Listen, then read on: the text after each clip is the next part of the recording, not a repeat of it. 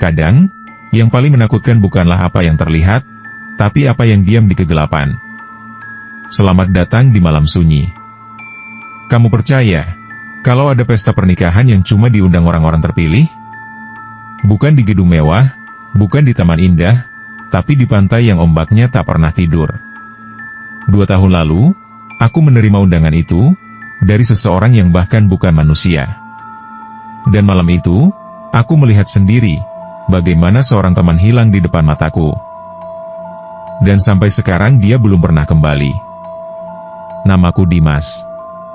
2 tahun lalu, aku dan 3 teman kampus, Raka, Indri, dan Bayu, liburan ke sebuah pantai kecil di daerah selatan Jawa. Namanya Pantai Karanggading. Pantai itu sebenarnya nggak terlalu jauh dari jalan besar, tapi akses ke sananya lumayan ribet. Jalannya kecil, menanjak, terus turun lagi, melewati hutan cemara yang gelap walau masih sore. Kata warga, pantai itu jarang dikunjungi orang, soalnya ombaknya tinggi, batu karangnya tajam, dan ada banyak cerita mistis yang bikin orang malas datang. Kami bertiga, ya, kecuali Indri yang waktu itu cuma mengangguk sambil main HP, gak percaya hal-hal begituan. Buat kami, cerita horor cuma bumbu biar tempat wisata kelihatan lebih menarik. Justru karena katanya serem, kami malah makin penasaran. Lagi pula, di Instagram pantai itu kelihatan keren banget. Pasirnya putih, batu karangnya besar-besar, dan lautnya biru pekat. Siapa yang gak mau lihat langsung? Sampai di sana, ternyata memang beda sama di foto. Pantainya memang indah, tapi hawanya aneh. Anginnya kencang, dan suara ombaknya keras sekali, kayak ada yang memukul-mukul karang. Walau matahari belum tenggelam, langit di bagian barat sudah berwarna oranye gelap, dan di ujung pantai ada kabut tipis yang bikin pandangan sedikit buram. Kami sempat duduk di pasir, makan gorengan yang dibeli di jalan, sambil ketawa-ketawa. Raka yang paling usil sempat bercanda. Katanya kalau tiba-tiba ada sosok perempuan berkebaya hijau keluar dari laut, dia mau pura-pura melamar. Indri langsung manyun, nyuruh Raka berhenti ngomong aneh-aneh. Tapi Bayu malah ikut-ikutan, siapa tahu beneran, kan? Katanya pengantin laut suka nyari pasangan baru. Aku cuma ketawa, walau sebenarnya aku agak risih. Entah kenapa, dari tadi bulu kuduku berdiri. Bukan karena takut, tapi rasanya kayak ada yang mengawasi dari kejauhan. Mataku otomatis menoleh ke arah deretan batu karang besar di sisi timur pantai. Dan disitulah aku melihatnya. Seorang nenek tua berdiri di dekat batu karang paling ujung. Bajunya lusuh, warnanya abu-abu kotor, kayak sudah lama nggak dicuci. Rambutnya panjang berwarna putih kusut, menutupi sebagian wajahnya. Tapi yang bikin aku merinding adalah matanya, tajam sekali, seperti menembus pikiranku. Dia nggak senyum, tapi bibirnya bergerak pelan, seperti memanggil. Awalnya aku kira cuma perasaanku saja. Tapi lama-lama aku dengar jelas, dia memanggilku. Nak, suaranya serak, tapi jelas sampai telingaku meski jaraknya jauh. Aku sempat menoleh ke Bayu dan Raka, mau nanya apa mereka juga dengar. Tapi anehnya, mereka malah sibuk main pasir, gak kelihatan terganggu sama sekali. Nak, besok malam, datanglah ke pantai ini. Ada pesta pernikahan. Kau tamu istimewa. Jantungku berdegup kencang. Kata-katanya itu seperti langsung menembus kepalaku. Suaranya datar, tapi ada sesuatu yang memaksa. Aku gak tahu kenapa, tapi aku berdiri dan mulai berjalan pelan ke arahnya. Jantungku berdegup kencang. Kata-katanya itu seperti langsung menembus kepalaku. Suaranya datar, tapi ada sesuatu yang memaksa. Aku nggak tahu kenapa, tapi aku berdiri dan mulai berjalan pelan ke arahnya. Begitu aku sudah cukup dekat, dia mengulurkan tangannya. Telapaknya kurus, keriput, dan dingin sekali saat menyentuh tanganku. Dia memberiku sehelai kain jarik hijau.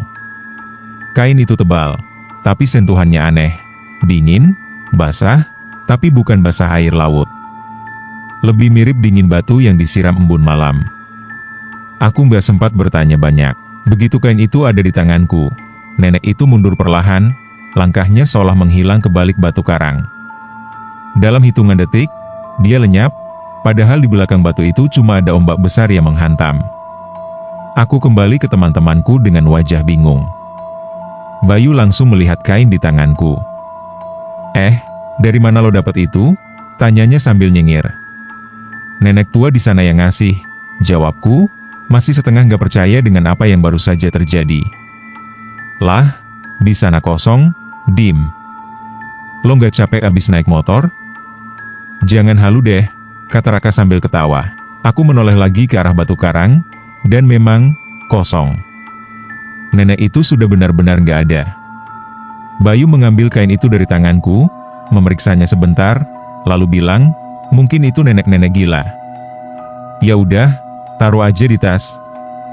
Lumayan buat lap motor, katanya sambil ketawa. Aku mencoba ikut ketawa, walau hatiku masih gak tenang. Entah kenapa, setiap aku menggenggam kain itu, ada rasa berat di dada. Seperti sedang memegang sesuatu yang bukan milikku. Tapi aku gak mau terlalu memikirkannya. Lagi pula, kami datang untuk liburan, bukan untuk mencari masalah. Sore itu, kami pulang ke penginapan yang letaknya sekitar 3 km dari pantai. Penginapan kecil, hanya ada 5 kamar, dan dikelola oleh pasangan suami istri yang sudah tua. Ibu pemilik penginapan sempat menatap tas ranselku agak lama, lalu bertanya, "Nak, tadi dari mana?" "Dari pantai Karanggading, Bu," jawabku. Dia hanya mengangguk, tapi matanya sempat melihat ke arah resleting tasku, lalu kembali menunduk tanpa komentar. Malamnya, saat semua sudah tidur, aku masih terjaga. Kain jarik itu aku keluarkan dari tas, entah kenapa ingin melihatnya lagi. Di bawah cahaya lampu redup kamar, warna hijaunya terlihat lebih pekat, hampir seperti hijau tua basah. Dan, ada aroma samar bunga melati. Bukan aroma biasa, aroma ini seperti menusuk hidung, terlalu kuat, dan entah kenapa bikin aku pusing. Aku cepat-cepat melipat kain itu dan memasukkannya lagi ke tas. Saat mencoba tidur, telingaku menangkap suara seperti gamelan yang datang dari arah pantai. Lembut, pelan, tapi ritmenya konsisten, dan anehnya, suara itu membuatku ingin berjalan keluar. Aku menutup telinga dengan bantal, memaksa mata terpejam. Tapi suara itu terus terdengar sampai entah jam berapa, sampai akhirnya aku terlelap. Saat bangun pagi, Bayu bilang dia tidur nyenyak. Raka juga sama. Mereka nggak dengar suara apa-apa. Waktu sarapan, aku melihat ibu pemilik penginapan duduk di teras, menatap jauh ke arah pantai. Sesekali bibirnya bergerak, seperti melafalkan doa. Saat aku keluar, dia memandangku sebentar, lalu berkata pelan, "Kalau ada yang mengundang, jangan datang, Nak. Apalagi kalau undangannya dari laut." Aku nggak sempat bertanya maksudnya, karena Raka sudah memanggil untuk segera berangkat jalan-jalan lagi. Tapi kata-kata itu terus terngiang di kepalaku. Yang aku nggak tahu, itulah hari terakhir aku merasa tenang di pantai itu. Besok malamnya, entah kenapa aku terbangun tepat jam 11 malam. Bukan karena mimpi buruk atau suara ribut, tapi mataku tiba-tiba saja melek, seolah ada yang menepuk pelan bahuku dalam tidur. Ruangan penginapan itu gelap, hanya ada sedikit cahaya bulan yang masuk lewat celah jendela. Bayu dan Raka terlelap, dengkuran mereka pelan tapi cukup terdengar. Aku meraih botol minum di samping kasur, dan saat itulah aku sadar kalau satu kasur di pojok kosong. Indri tidak ada. Selimutnya terlipat rapi, seolah dia memang bangun dengan tenang, bukan karena ingin ke toilet atau cuma keluar sebentar. Hatiku langsung gak enak. Jam segini dia kemana? Aku berdiri, mencoba keluar kamar tanpa membangunkan yang lain. Saat pintu terbuka, udara dingin menusuk masuk. Suasana di luar sepi sekali, hanya terdengar suara ombak dari kejauhan. Tapi di antara deru ombak itu, telingaku menangkap suara yang membuat bulu kuduku meremang, suara gamelan. Lembut, tapi jelas. Irama gong dan kenongnya terasa berat, seperti dipukul pelan namun teratur. Entah kenapa, kakiku mulai melangkah sendiri. Rasanya seperti ada tali tak terlihat yang mengikat tubuhku, menarikku pelan-pelan menuju arah pantai. Aku mencoba berpikir rasional, tapi setiap aku mencoba berhenti, dadaku malah terasa sesak, seolah ada yang memaksaku untuk terus berjalan. Semakin dekat ke pantai, suara gamelan itu makin jelas. Tapi bukan hanya suara, aku mulai melihat kilauan cahaya dari kejauhan. Padahal biasanya, malam di pantai itu gelap gulita. Saat aku melewati area berpasir, mataku langsung membelalak. Pantai Karanggading yang biasanya sepi itu, malam ini penuh dengan cahaya. Ada tenda besar berwarna putih berdiri di tengah pasir, diterangi lampu-lampu gantung yang memancarkan cahaya kekuningan. Di sekeliling tenda, ratusan bunga melati tergantung, aromanya menyebar ke seluruh area. Harum melati itu menusuk hidung, tapi bukannya menenangkan, malah membuat kepalaku terasa ringan seperti melayang. Banyak orang berkumpul di sana. Semua berpakaian adat Jawa yang rapi, kebaya, beskap, kain batik. Tapi yang membuatku merinding, wajah mereka pucat, hampir seperti patung porselen. Tidak ada warna di pipi, dan mata mereka kosong. Tidak memandang satu sama lain, tidak memandang ke arahku, hanya lurus ke depan. Lalu aku melihatnya.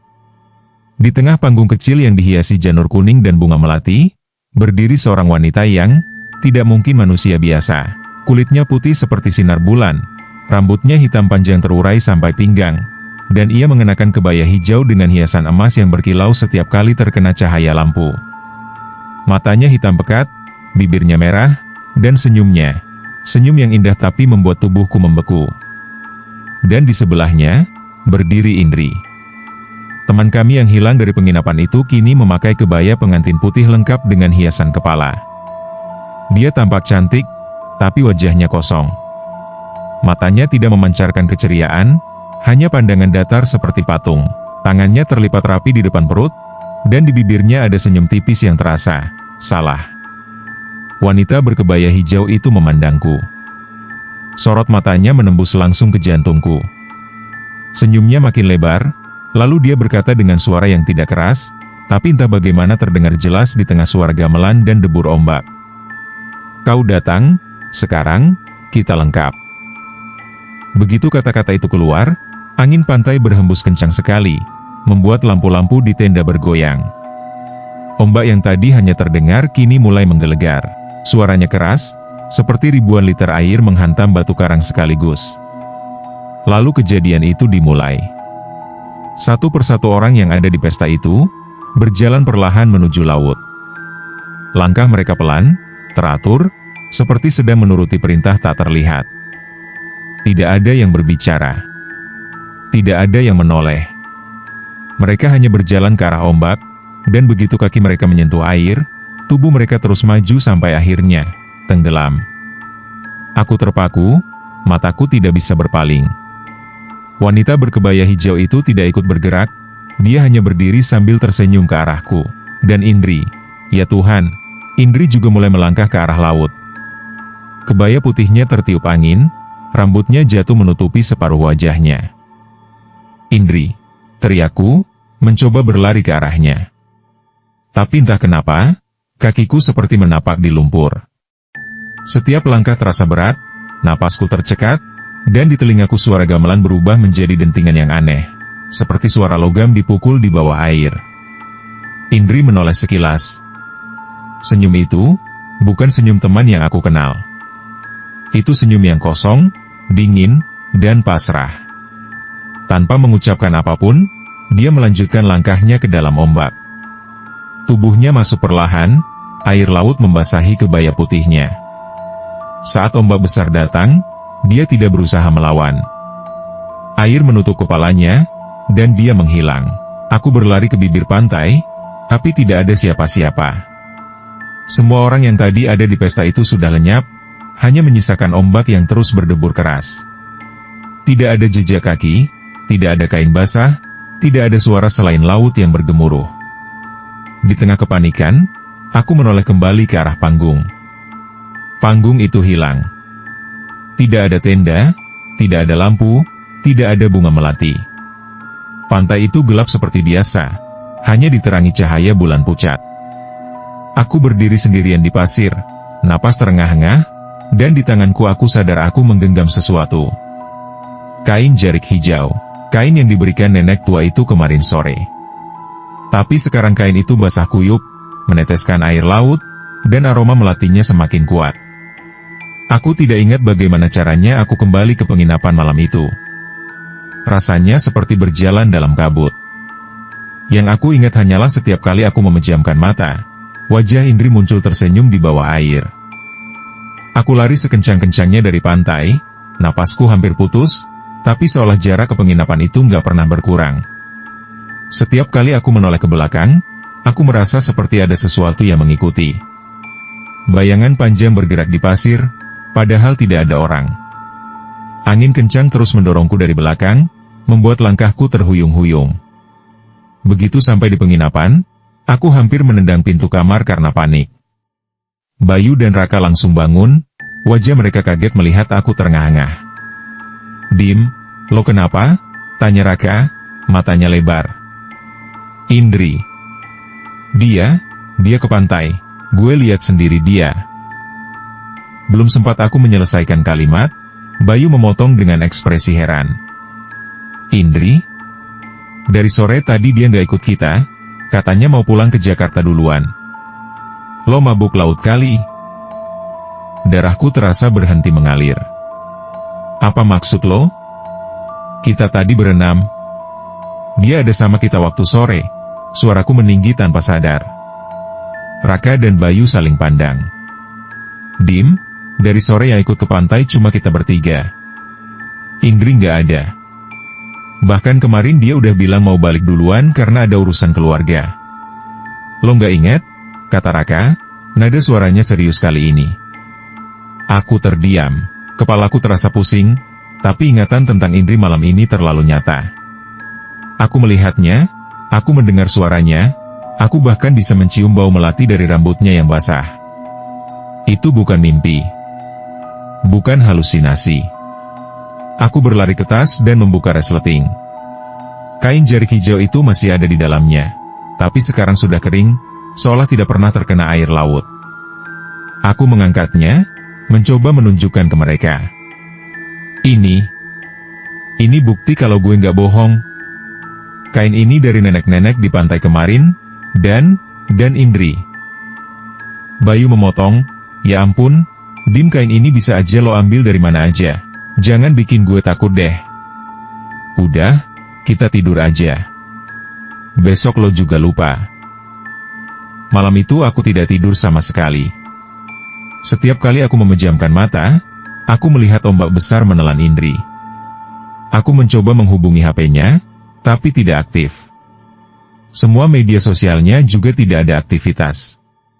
Esok paginya, aku langsung melapor ke pemilik penginapan. Wajah ibu itu langsung berubah pucat saat aku menceritakan semuanya. Dia tidak banyak bicara, hanya bilang, "Nak, ada hal-hal di sini yang tidak bisa kau campuri. Kalau kau sudah diberi tanda, cepat pergi dari sini sebelum terlambat." Aku menolak pergi. Bersama Bayu dan Raka, aku mendatangi kantor polisi terdekat. Awalnya mereka menanggapinya dengan santai, tapi setelah aku memberikan foto Indri dan menjelaskan kronologinya, raut wajah salah satu petugas berubah. Dia mengaku sering mendengar cerita tentang orang hilang di pantai Karanggading. Kebanyakan yang hilang adalah perempuan muda, dan biasanya hilangnya mendekati malam Jumat Kliwon. Tapi yang aneh, beberapa korban bahkan sudah terlihat pergi dari daerah itu, lalu tidak pernah ditemukan lagi. Pencarian dilakukan berhari-hari. Polisi, warga setempat, bahkan tim SAR datang. Mereka menyisir pantai, memeriksa sekitar batu karang, hingga menyelam di laut dangkal. Hasilnya nihil. Tidak ada jejak Indri. Bahkan barang-barangnya yang katanya masih ada di penginapan, tiba-tiba menghilang. Tasnya kosong, bajunya hilang, dan tidak ada satupun orang yang mengaku melihatnya kembali sejak sore kemarin. Bulan berganti, pencarian dihentikan. Bayu dan Raka mulai menganggap kejadian itu sebagai hal yang tidak masuk akal untuk dikejar. Mereka bilang, kalau dia udah pergi, ya udah. Kita cuma bisa doa. Tapi aku tidak bisa. Aku kembali ke Jakarta dengan pikiran hancur. Malam-malamku dipenuhi mimpi aneh. Aku bermimpi berjalan di tepi pantai sendirian, lalu melihat Indri di tengah laut, berdiri di atas ombak dengan kebaya putihnya, tersenyum memanggilku. Suara gamelan terdengar pelan di latar, dan setiap kali aku mencoba mendekat, ombak besar datang menghantam, menenggelamkanku dalam air asin yang dinginnya menembus tulang. Yang membuat semuanya semakin gila adalah kain jarik hijau itu. Sejak kejadian di pantai, aku tidak berani membuangnya. Setiap kali aku mencoba meletakkannya jauh dari tempat tidur, aku akan terbangun tengah malam dan menemukannya sudah ada di samping bantal. Bahkan pernah sekali aku titipkan kain itu ke rumah teman, tapi keesokan paginya kain itu kembali ada di lemariku. Dan ada satu hal yang membuat bulu kuduku berdiri setiap mengingatnya. Setiap malam Jumat Kliwon, tanpa pernah gagal, kain itu selalu basah kuyup, seperti baru dicelupkan ke laut. Bukan hanya basah, tapi juga mengeluarkan aroma melati yang sangat kuat, persis seperti malam saat aku terakhir melihat Indri. Awalnya aku mencoba menutupinya.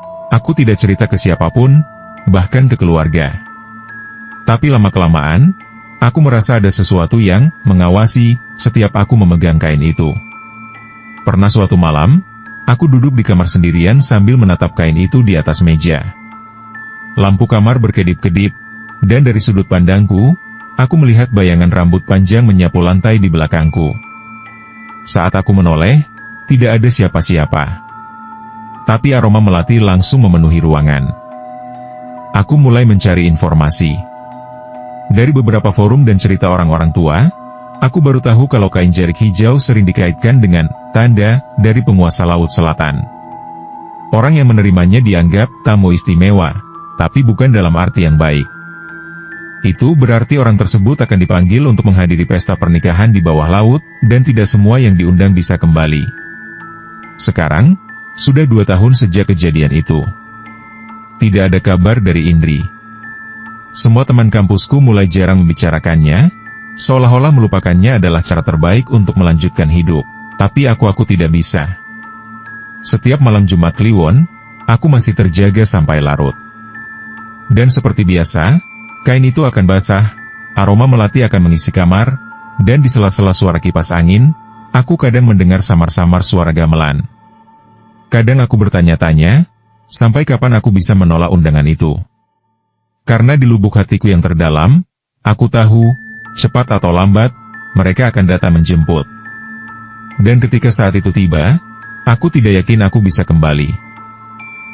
Kalau kau berani mendengar kisah-kisah dari malam sunyi, jangan lupa tinggalkan jejakmu. Tekan tombol like, bagikan kisah ini pada temanmu, dan juga subscribe agar kau tidak sendirian saat kegelapan datang lagi. Sampai jumpa di cerita selanjutnya.